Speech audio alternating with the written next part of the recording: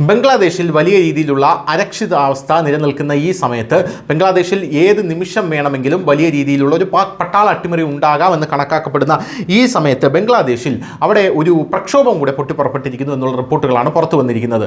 നേരത്തെ തന്നെ ബംഗ്ലാദേശിൽ വ്യാപാരികളുടെ പ്രക്ഷോഭം ഉണ്ടാകുന്നുണ്ട് എന്ന റിപ്പോർട്ട് പുറത്തു വരുന്നുണ്ട്.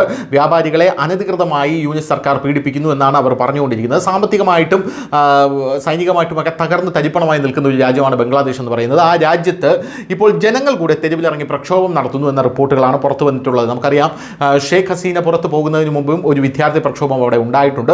ഇപ്പോൾ ഇതാ യൂനിസ് പുറത്താക്കപ്പെടുമെന്ന് ഏകദേശം ഉറപ്പായിരിക്കുന്ന സാഹചര്യത്തിൽ, പട്ടാള അട്ടിമറി ഉണ്ടാകുമെന്ന സാഹചര്യത്തിൽ വീണ്ടും ഒരു പ്രക്ഷോഭം അവിടെ ഉടലെടുത്തിരിക്കുകയാണ്. ഇടക്കാല സർക്കാർ നടത്തുന്ന യൂനിസിനെതിരെയാണ് ഈ രോഷം ശക്തമാകുന്നത്. ബുധനാഴ്ച ആയിരക്കണക്കിന് ആളുകളാണ് ധാക്കയിലെ തെരുവിലിറങ്ങിയത്. ഫാസിസമാണ് യൂനിസ് അവിടെ കാണിക്കുന്നതെന്നും ഈ ഫാസിസം അവസാനിപ്പിക്കാനാണ് അവർ മുദ്രാവാക്യം അവിടെ വിളിച്ചത്. യൂനിസിനെതിരെ വളർന്നു വരുന്ന എതിർപ്പ് ഇയാളെ രാജിവെക്കാനായി നിർബന്ധിതനാക്കുന്നു എന്നാണ് ബംഗ്ലാദേശി മാധ്യമങ്ങളടക്കം പറയുന്നത്.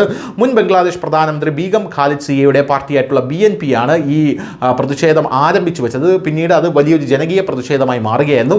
രാജ്യത്തിലെ വിവിധ ഭാഗങ്ങളിൽ നിന്നുള്ള ആയിരക്കണക്കിന് ആളുകൾ ഇതിൽ പങ്കുചേർന്നിട്ടുണ്ട് എന്ന റിപ്പോർട്ടുകൾ പുറത്തു വരുന്നു. ധാക്കയിലെ പ്രധാന റോഡുകളെല്ലാം തന്നെ ഇപ്പോൾ അടച്ചിട്ടിരിക്കുന്ന ഒരു നിലയിലാണ്.